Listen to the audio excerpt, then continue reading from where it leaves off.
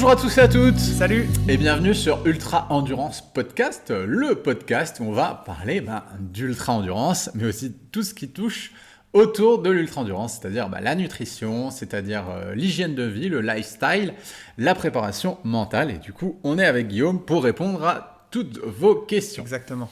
Donc aujourd'hui, on va parler du sommeil. Voilà, c'est vraiment un point qui est super important, parfois un peu négligé dans la vie du sportif. Souvent même. Avec nos vies à 100 à l'heure.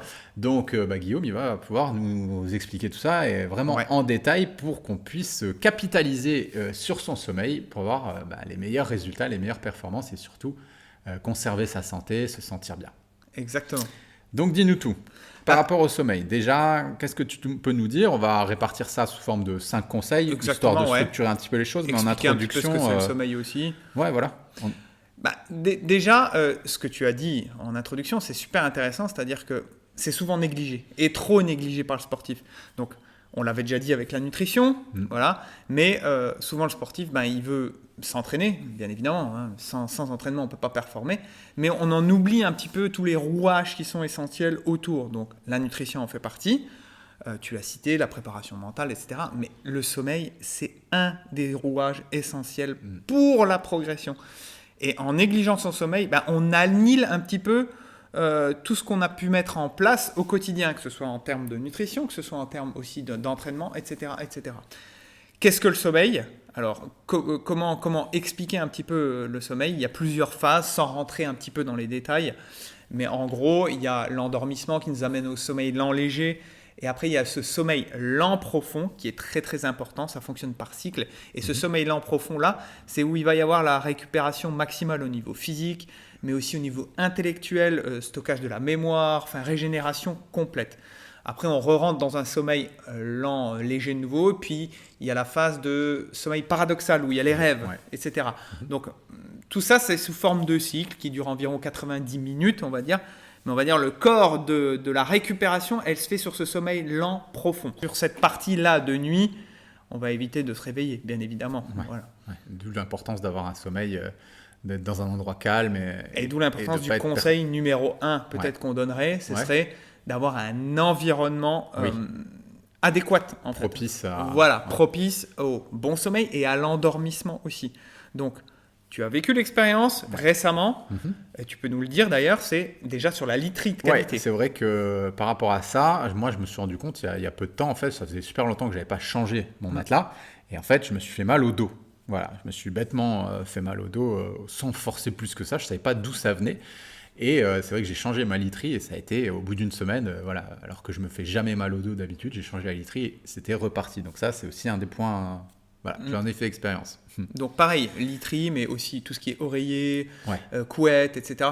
Vraiment se créer un cocon, son propre cocon d'endormissement. Ça passe aussi pour la température ambiante de la pièce. Donc on va éviter de surchauffer la chambre jusqu'où. Donc environ une température à 18 degrés, ça peut être vraiment intéressant. Aussi, essayer d'éviter tout ce qui est bruit et pollution environnante au niveau des lumières. Moi, typiquement, je sais que je dors avec des boules caisses. Ah ouais, toi tu arrives comme ça. Moi, c'est obligatoire. Ok. J'ai ma petite boîte, je sais que ma femme, c'est pareil. Pourtant, on vit à la campagne, on vit dans un environnement calme, mais on aime bien avoir un sommeil vraiment... où on est sûr de ne pas être dérangé. Pareil au niveau des lumières, tout ce qui est batterie d'ordinateur, etc. J'essaye vraiment, moi personnellement, j'ai remarqué de dormir dans un noir complet. Tout à fait. Et j'ai aucun appareil, même électronique, Wi-Fi et toutes les ondes, je coupe tout, quoi. Voilà. Moi, c'est pareil par rapport à ça. C'est moins le bruit qui me gêne, tu vois. Mais c'est typiquement la moindre petite lumière qui va briller, je ne sais pas moi, d'un four ou d'un frigo ou d'un aspirateur qui est en charge, d'appareils électroniques, etc. Donc, pareil, comme toi, il faut que la chambre, elle soit la plus noire possible, quoi. Ok. Voilà. Ensuite, conseil numéro 2, ce serait se créer en gros une sorte de routine un petit peu d'endormissement. Il y a des conseils qu'on peut... juste avant l'endormissement prodiguer, c'est-à-dire éviter bien évidemment les écrans, la lumière bleue, etc. Et au-delà de ça, c'est aussi éviter d'avoir une activité, on va dire, intellectuelle trop prononcée. Et même par rapport à nos lectures, Ouais. tu vois. C'est-à-dire que oui, la lecture, c'est bien avant l'endormissement. Mais si on rentre, typiquement, je prends mon exemple, j'adore lire des trucs un peu scientifiques, etc., Ouais. sur la Ça course fait à trop pied. marcher. Ça fait trop marcher mon intellect, donc j'ai besoin de déconnecter complètement par rapport à ça Ouais. pour être dans cette routine d'apaisement, quoi, en fait. Hein. Alors là, moi, je te rejoins complètement. D'ailleurs, moi, ce que je fais, c'est que j'ai sur mon iPhone, ça se coupe. Tu sais, Ah ouais. j'ai mis un Ouais, truc. tu m'avais dit ça, ouais. Je me discipline comme ça, sinon bah, on est faible. Hein. Faut dire ce qui est par rapport à cette technologie. Donc voilà, ça se coupe. Je sais qu'à 20h, j'ai plus d'écran. Et du coup, ce que je fais, ben, moi, c'est et pareil que toi avec les livres. Si je lis des trucs de développement personnel ou de MMA, je me remets dans mes combats et tout. C'est horrible. Du coup, je me couche, je suis hyper excité. Donc ce que je fais, c'est que je me suis inscrit à la bibliothèque depuis quelques mois et j'ai pris des romans, des biographies, mais aussi des bandes dessinées. Voilà, Ça te déconnecte complet. Ouais, ça me déconnecte complet, je suis dans ma bulle et en fait, vers 22h, je m'endors tout seul. Mes yeux se ferment d'eux-mêmes. Je ferme mon bouquin, j'éteins ma lumière et je m'endors. Quoi. Ok. Voilà, ça, c'est ma routine, typiquement ce que tu expliquais par rapport à ça. Tout à fait. Voilà. Ensuite, troisième conseil qu'on pourrait donner, c'est accorder un temps de sommeil suffisant.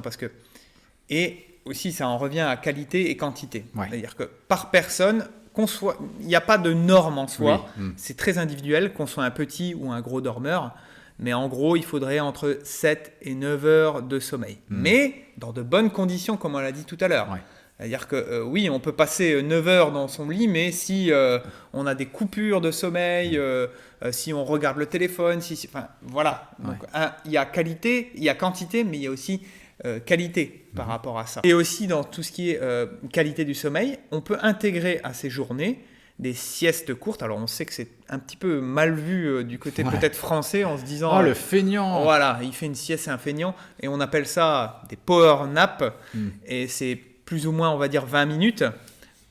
Et là, ça nous permet vraiment de bien récupérer par rapport à ça. Donc on peut mettre ça en place, je sais pas moi. Alors éviter de le faire typiquement en fin de journée par exemple, parce que sinon ça va peut-être être compliqué après de se réendormir, mais ça peut être pour casser un petit peu la journée, voilà, entre midi, on peut s'accorder, au lieu de veiller un petit peu sur le téléphone ou sur les réseaux sociaux, on a bien 20 minutes à trouver pour se poser même. 10-20 minutes même. Voilà, exactement. Moi qui avais un petit peu étudié ça aussi, c'est vrai qu'ils expliquaient, puis moi quand j'étais militaire aussi, je fonctionnais comme ça parce qu'on n'avait pas beaucoup de périodes où on pouvait dormir, notamment pendant les stages ou pendant les classes. Et en fait, justement, ils expliquaient, j'avais lu des études qui expliquaient justement que tu pouvais, juste le fait de te poser et de fermer les yeux pendant 5, 10 minutes, un quart d'heure, sans forcément rentrer dans un état d'endormissement, aider ton système nerveux, aider ton organisme à récupérer déjà pas mal. Donc ça, je pense que tout le monde peut le faire. Une fenêtre mentale de récupération, en gros. Ça va apporter un petit peu de tout le monde par rapport à ça. Quatrième conseil, et ça on en revient un petit peu à tout ce qu'on a expliqué déjà en termes de nutrition, voilà. Dans les bases de la nutrition, c'est avoir une alimentation adaptée pour le soir. C'est-à-dire éviter les trop gros repas pris trop rapprochés de son heure de coucher aussi, ça c'est très important. On va laisser 2 à 3 heures, c'est bien avant le coucher pour optimiser un petit peu sa digestion et éviter de se coucher le ventre plein. Ensuite, il y a une autre notion, c'est ne pas supprimer les glucides le soir.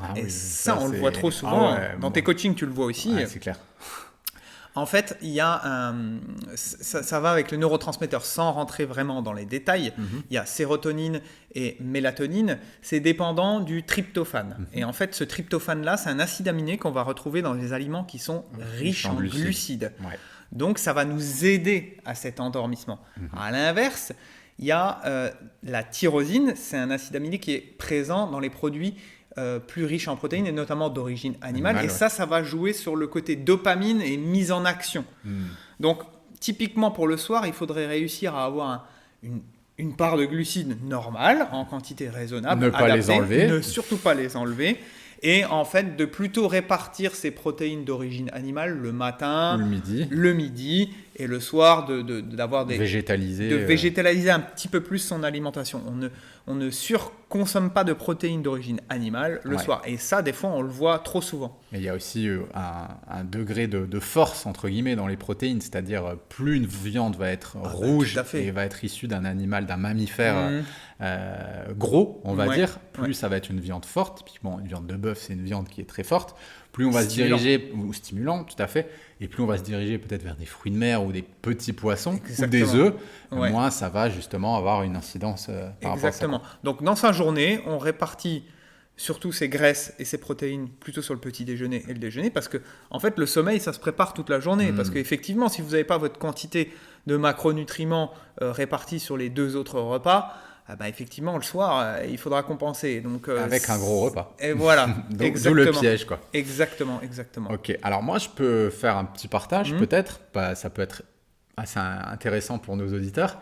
Moi je sais que personnellement ça rejoint exactement ce que tu dis, c'est-à-dire que le soir, j'ai justement fait ce rituel. Moi, je prends un tout petit repas avant d'aller me coucher. Voilà. Et qu'est-ce que je mange ? J'ai mangé des glucides. Voilà, je vais manger des bananes et je me fais avec un peu de protéines de chanvre. Voilà, je me mélange les deux. Je mets quoi ? Je mets 150 grammes de bananes. Et j'ai remarqué que ça m'aide vraiment énormément à m'endormir. C'est mon petit pré-dodo. Voilà, je prends ça avant d'aller me coucher. Et ma femme, c'est pareil. On a pris cette habitude et on a vraiment un sommeil qui est vraiment de meilleure qualité. Alors, on a analysé tout ça. On a des outils de quantification de notre sommeil. On l'a fait sans prendre ce pré-dodo. On l'a fait avec et on a pu voir justement que les capteurs, les signaux nous montraient que notre sommeil était de meilleure qualité. Donc, comme quoi, c'est intéressant ce que tu dis et ça rejoint par rapport à tout ce qui est neurotransmetteur. Et pour rajouter une dernière information, ce serait, les glucides, pourquoi aussi ? C'est-à-dire que pendant la nuit, il y a une activité qui s'effectue pour réparer au niveau de l'organisme. Donc ça va demander du glucose. Et oui. Et des fois, on peut avoir des sensations de faim pendant la nuit, des hypoglycémies même pendant la nuit, et certains vont devoir se lever pour aller manger. Donc justement, typiquement, parce qu'il n'y a pas cette quantité de glucides qui est apportée. Ouais, et alors ça, c'est super important ce que tu dis, c'est que, peut-être vous ne le savez pas, les auditeurs qui nous regardent, mais moi j'ai d'autres entreprises, dont une principale qui est justement avec ma compagne, qui est justement avec ma femme, où on va s'occuper qui est justement avec ma femme, où on va s'occuper de femmes qui ont fait des régimes pendant des années, qui sont en restriction. D'accord ? Et en fait, ces femmes, souvent, le symptôme et le point commun qu'on rencontre, c'est qu'elles font des insomnies. Elles sont incapables, elles vont se coucher le soir et elles ont les yeux grands comme des hiboux et elles vont s'endormir après 2-3 heures alors qu'elles se sont mis au lit, je sais pas, à 22 heures, elles vont s'endormir à 1h du matin. Pourquoi ? Parce que c'est exactement ce qu'explique Guillaume. Donc là, vous voyez que là, vous avez la théorie et j'ai un petit peu plus le côté pratique avec mon expérience. Mais ces personnes, parce que justement, elles n'ont pas assez de glycogène, elles n'ont pas eu assez d'énergie et de calories dans leur journée. Et en plus, en général, c'est des femmes qui coupent les glucides le soir parce qu'attention, c'est très mal. Si on prend pas de glucides ça le fait soir, grossir, voilà. Et donc, on se retrouve dans ces cas-là avec des personnes qui vivent ce qu'explique Guillaume et elles n'arrivent pas à dormir. Et quand elles vont se coucher, quand elles arrivent à dormir, elles se réveillent la nuit et elles vont se réveiller, elles vont aller grignoter dans le frigo. Elles se disent « Ah j'ai un problème psychologique ». Mais en fait, il n'y a pas de problème psychologique, c'est vraiment… C'est ta régulation alimentaire qui est physiologique, voilà, c'est physiologique. Alors, le 5e conseil qu'on pourrait donner aussi, et ça va dans le sens… De la santé, du bien-être, etc., c'est éviter la sédentarité au quotidien. Alors, déjà, aujourd'hui, malheureusement, beaucoup de travail de bureau, etc., donc on est peut-être trop assis dans la journée, on ne bouge pas assez, etc., on prend l'ascenseur pour monter à son bureau, enfin bref. Le but, c'est de marcher au maximum. Marcher au maximum, ça passe par essayer déjà cette base de 10 000 pas par jour. Ça peut être déjà très, très intéressant. Et on peut le répartir tout au long de la journée. Parfois, des fois, on se dit, il faut que j'aille faire mes 10 000 pas en une fois. Mais non, on peut le répartir tout au long de la journée. Voilà, on marche un petit peu le matin. On marche le chien. Voilà. Enfin, dans sa vie, on arrive à intégrer ça. Ouais. Et bien souvent, ce n'est pas le cas. Donc, ça fait partie justement de la santé physique.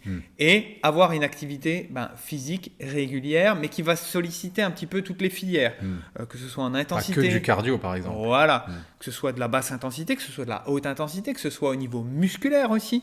Donc, on essaye de stimuler un petit peu, que ce soit le système nerveux aussi, et le système hormonal et puis le système physique en soi, Il faut essayer d'avoir une activité variée au niveau physique, Et ça va nous permettre d'optimiser cette qualité de sommeil et d'être en meilleures conditions pour dormir. Alors là, on s'adresse quand même, notre audience, elle est typiquement constituée de sportifs. Oui. Donc logiquement, ce côté-là, il est déjà bien ancré. Maintenant, ça peut être intéressant dans les phases où on peut-être en relâche ou quoi que ce soit, de conserver ce niveau d'activité.